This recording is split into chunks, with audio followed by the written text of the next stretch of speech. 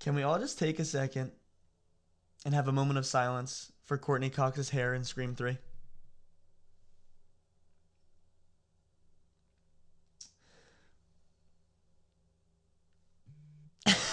You're okay. This one, real fucking ugly. You're dead.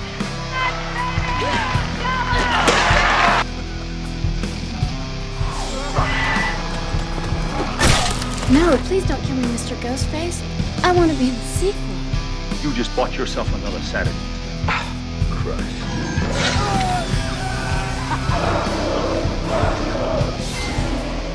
Are you not entertained? Are you not entertained?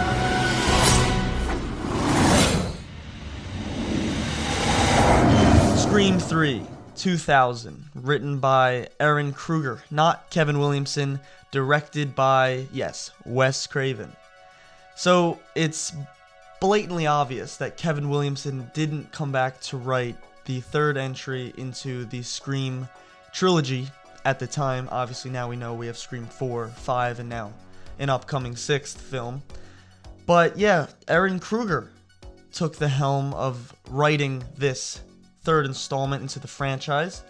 And doing some research for this review, I see here that Aaron Kruger also was a writer on Top Gun Maverick.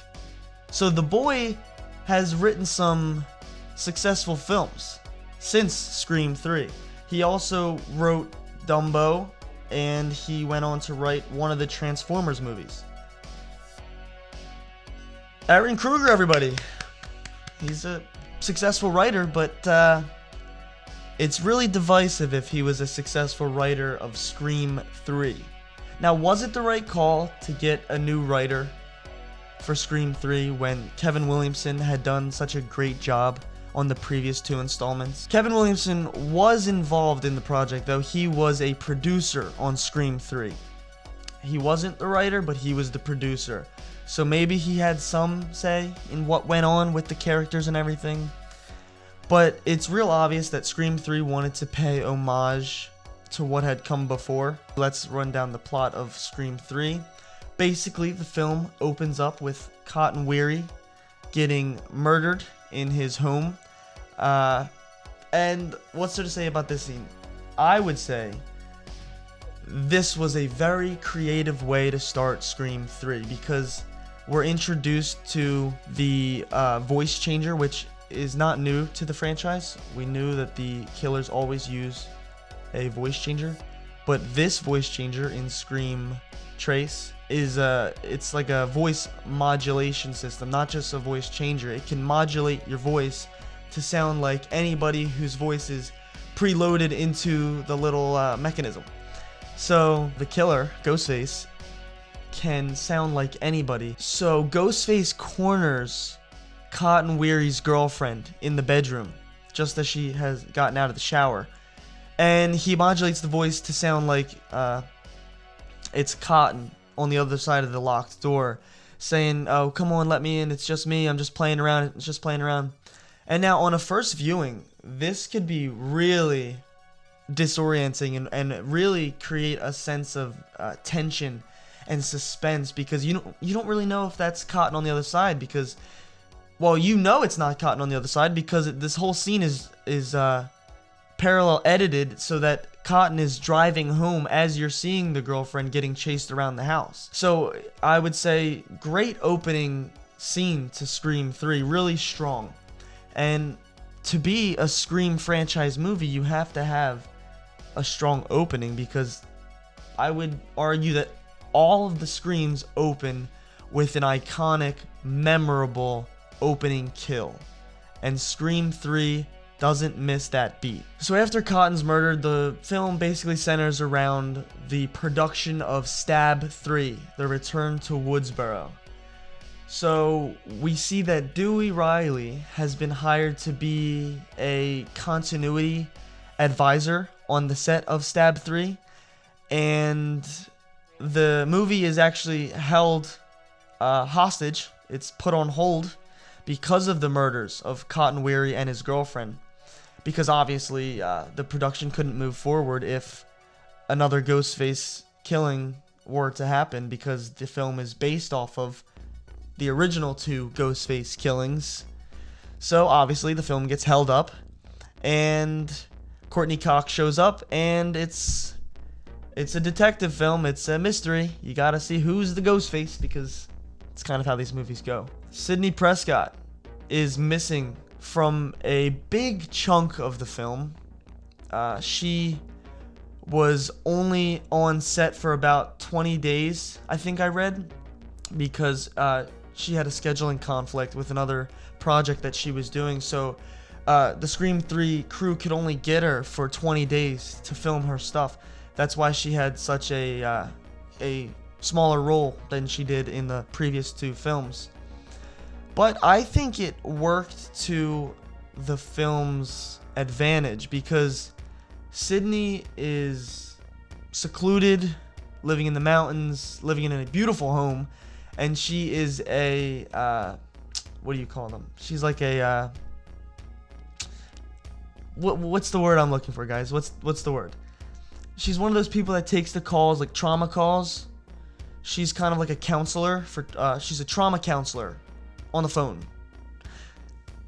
I don't know, but it's a huge upgrade to Sidney's character.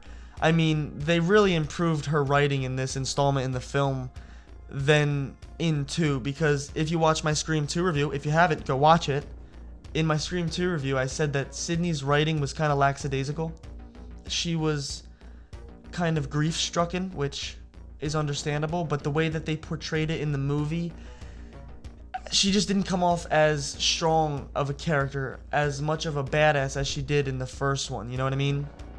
But in Scream 3, they kind of fixed that, and they make her that fiery heroine that she was in the first one, and it's much welcomed, because that's where Sidney Prescott, the character, is at her best, when she is ready to fight, ready to stand up and fight Ghostface. And in this one, she is, because when she gets the first Ghostface call to her home phone, she immediately whips out the gun, and she's going around the house with the gun, and she's ready for a fight, man.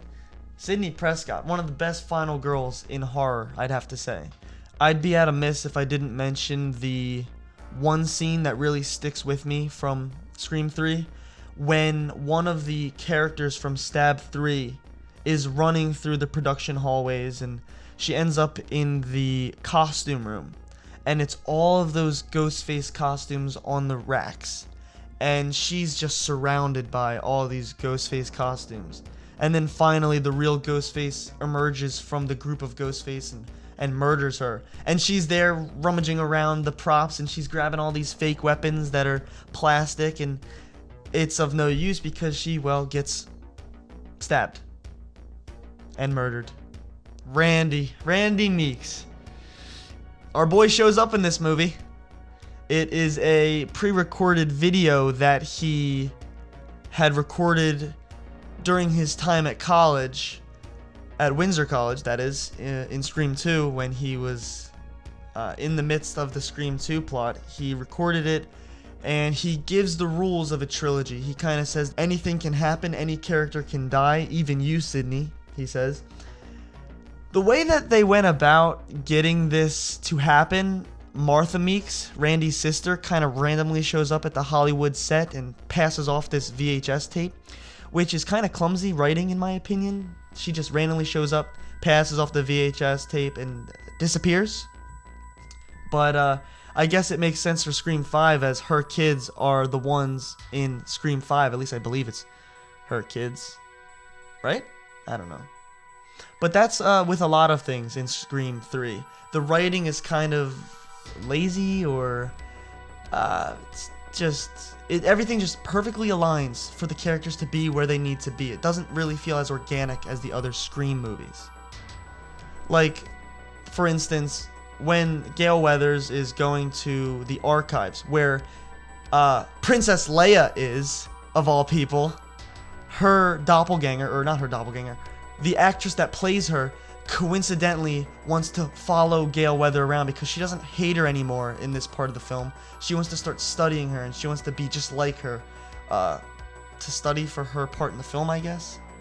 But yeah, then those two are together, and they're like a tag team for the rest of the film. Gale Weathers and the actress that plays Gale Weathers, which was Parker Posey's character, she did pretty good as a satirical actress playing a real-life figure. Randy, our boy Randy. They should have kept him alive, and I will say that until the end of time. Randy Meeks should have lived through Scream 2. I don't know. It is what it is. I think Randy should have ended up with Sydney, because he was always flirting with her or always wanted a chance with Sydney since the first Scream movie. Imagine if Randy wound up with Sydney in the end. This movie deals with a producer in Hollywood who you find out in the film kind of took advantage of Sydney's mother, because Sydney's mother is a huge part of this movie, because the killer is, spoiler alert, Roman, the director of Stab 3, and it is found out that Roman is the half brother to Sidney Prescott, as Maureen Prescott had him but never took him in as her own and only took Sidney in, which is a pretty good motive. Of all the motives in Scream, Roman has a really good motive. I mean, his mother not taking him in, him being a director, him, well, growing up with a silver spoon in his mouth, hence why he could fund Billy and Stu in the first Scream, because in this movie we find out that Roman inspired Billy to kill Maureen Prescott. I don't know, at first, I mean, I understand why this movie is so divisive amongst the Scream fans, because everybody's so in love with Billy and Stu, and this movie gives Roman credit for killing Maureen Prescott. But if you really think about it, Billy and Stu were just high school kids. It really does make sense that there would be a mastermind behind those killings. And Roman, growing up in Hollywood, being rich, with the silver spoon in his mouth, I believe that he would have the money to fund Billy and Stu and to put all the puzzle pieces in place to fall the way that he wants them to fall, and direct his movie that happens in real life, and it's his way of getting revenge on his mother who left him abandoned. I don't know, it's really good. I would say, in my opinion, it's really, I can buy into it. I mean, I know other people hate this movie for that fact. I truly don't have an issue with it. Now back to what I was saying. This movie deals with a Hollywood producer that took advantage of Maureen Prescott when she was an actress for a couple years in her youth. Now, the producer of this movie, Scream 3, is one of the Weinstein brothers. And we all know what happened with the Weinstein, I don't know which one it was, Bob or Harvey, one of them. One of them got caught for taking advantage of actresses, kind of like what had happened in Scream 3. Now, it kind of makes you think, did the writers and everybody in Hollywood know what these producers were doing all along? And that's why they decided to make a satirical movie, such as Scream 3, that touched upon these horrific beats that happened in real life? That's pretty, it's pretty messed up if the writers did know about it. But ballsy as hell for them to write about it and then make the producer sign off on it and kind of air his dirty laundry for everybody to see. I mean, this movie came out in 2000 and it's calling out these things that were happening in the film industry back then. You can only imagine if things have gotten worse or better since then. And Scream 3, looking back 23 years later, I'd say everything holds up pretty well except for Courtney Cox's haircut. I'm gonna have to give Scream 3 a solid 3 stars. 3 stars, I'd say. It's rewatchable. I mean, every Scream movie, in my opinion, is rewatchable because it's just the nature of the franchise. You know or you don't know if it's your first time watching who the Ghostface killer is. So you're always trying to pick it apart and trying to see who is the killer, you know, where were they at this specific killing, and you know. And then when you rewatch it and you know who the killer is, and you try and dissect the movie from that lens, that point of view, like, well, where was Roman here? Oh, and it makes sense that Roman was not there because he had to be there to kill that person.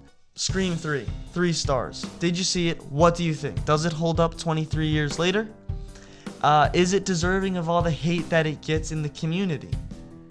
I know there's some people that love it, there's some people that hate it.